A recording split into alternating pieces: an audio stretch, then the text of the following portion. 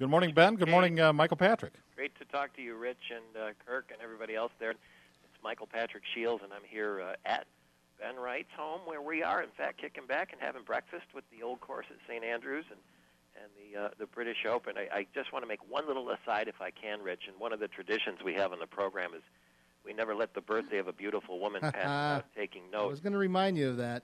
And today is Amanda Wall's birthday, so we have to pay honor where it's due to a beautiful woman. Well, Michael Patrick, you'll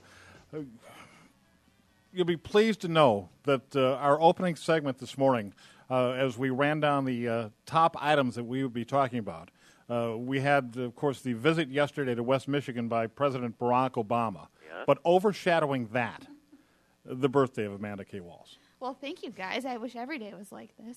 This is awesome. No, you don't get to be 24 every day. Right. You do Just for the next year now. 365 more. There you go. Yeah. So happy birthday. Thank you very from much. everybody. MPS, Captain Kirk here. Hey, where exactly in North Carolina, or what city are you guys near? Well, it's a secret location. It's kind of like Dick Cheney.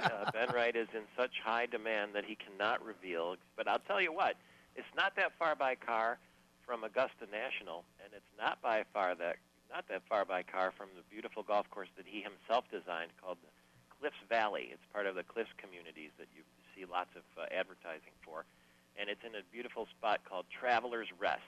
If you can imagine a town that's better than that. Travelers Rest. Perfect. That's where his golf course is. And after you watch, you can imagine this. This is a dream come true. You hang around with Ben, watch the tournament, the Open Championship, sorry about that, and then you have breakfast, and then you go play golf. I mean, it's wow. A pretty good deal. And I know, Rich, that you're enjoying hosting the show and watching on the screen there the British Open, and now to give you the voice of Ben Wright to go with it. I mean, that's a pretty good combination, too. You know, I feel almost as fortunate as Scotty Bowman, who every year goes to the British Open, goes to the Open Championship, and actually works in some capacity, usually with the lead group, be it as a marker or he's not carrying the scoreboard sign around, but I don't know if you knew this or not, but every year he does that now. Yeah, I did hear. He's a curious fellow. Yes. And you can see a lot of celebrities turn up there.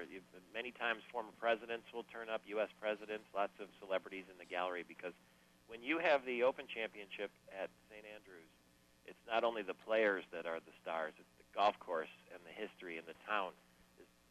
Those are really the stars of the show. Absolutely right. And let's find out what is going on at St. Andrews, where yesterday 500 birdies were recorded.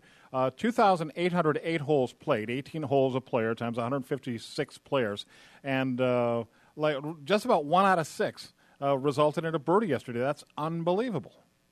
Because there was no wind and there was hardly any weather until the afternoon is the reason the scoring was light. Now, Rory McIlroy and Tiger Woods and the rest are going to play pretty soon here this morning. It looks like they're going to get the meanest part of the day, as you can see the clouds approaching in the background there. Yeah, and there's been a little drizzle, a little wind out there. McIlroy, who shot that 9 under 63 yesterday, the lowest opening round ever in a Open Championship, goes off in about an hour and a half, 8:31 Eastern Time, and Tiger Woods goes off at 9:20. So we'll be off the air on this program by that time. But Michael Patrick, one thing I wanted to ask you: the first groups went off this morning at 1:30 Eastern Time. Were you up for that? In my dreams. But we certainly did get up early, and that it's a blast. And Ben is on the phone. And Rich, I don't know if you know the history or not, but we've been friends for, I don't know, it's been 15 years now probably since we worked together on his book, Good Bounces and Bad Lies. It was his autobiography, and I did a lot of just sort of the research and prodding. And so when he wrote that book, the L.A. Times said it was maybe the best sports book ever.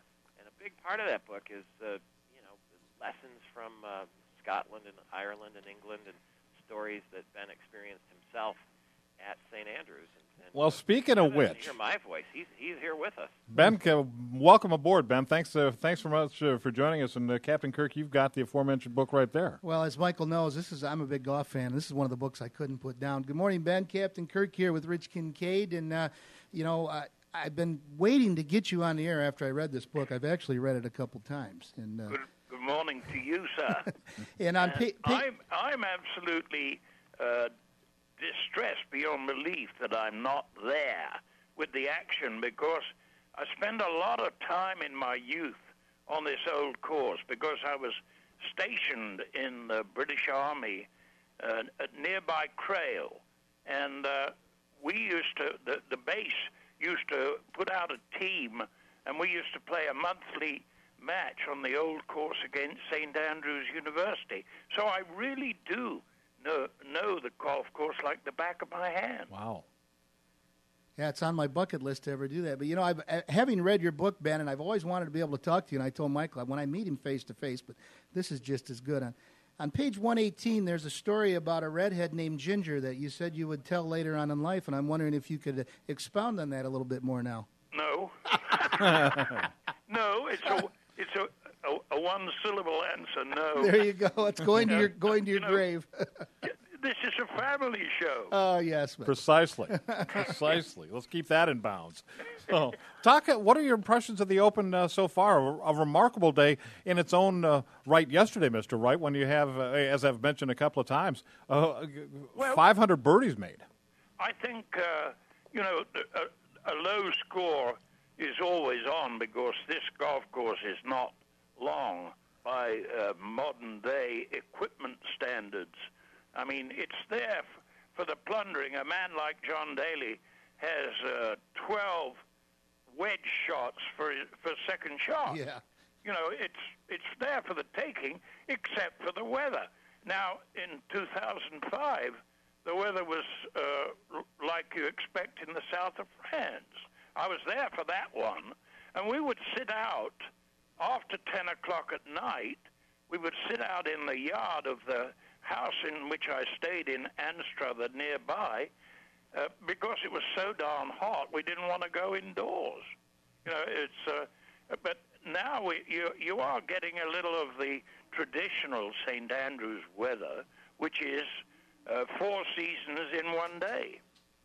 Well, you know, Ben, that's always been the knock on my bucket list is to play that course, and it's just esteemed as one of the best in the world. And the knock has always been you'll never get good weather there. I mean, I've heard they make you play in driving rain if you have a tee time.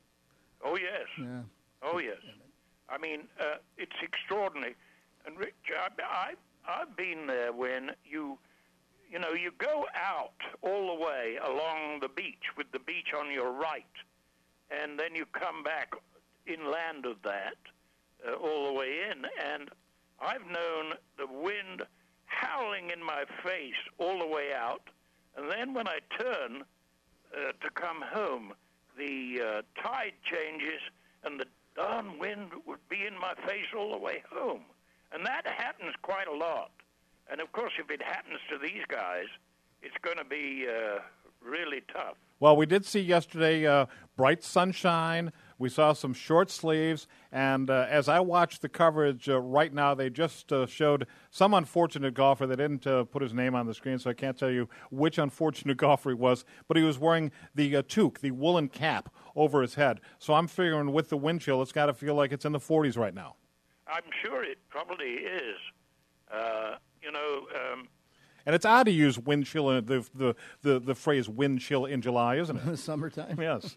Oh, you can have wind chill in July worse than you might get in February. Wow. Ben, when you hear some of the questions, and I'm sure you're aware of the questions that the British press have been putting to Tiger Woods, not only during Open Championship week, but he was at a charity event last week in Scotland, and they've asked him the point-blank personal questions. Does that embarrass you at all that they could continue to bring this up at an event like this? I'm just in awe of how dreadful the British tabloids are. I mean, they're pretty bad here, but I think in Australia and Britain they're even worse. Well, they've been showing their teeth this week, no question about it. Mr. Wright, we have to take a break, and we'll come back on the other side and chat a little more golf if that's all right with you. We'd sure enjoy it here. Well, I hope we hear from Michael, too. Absolutely. All right, we will take a break, and we'll be right back with more Michael Patrick Shields in the morning here on the Michigan Talk Network.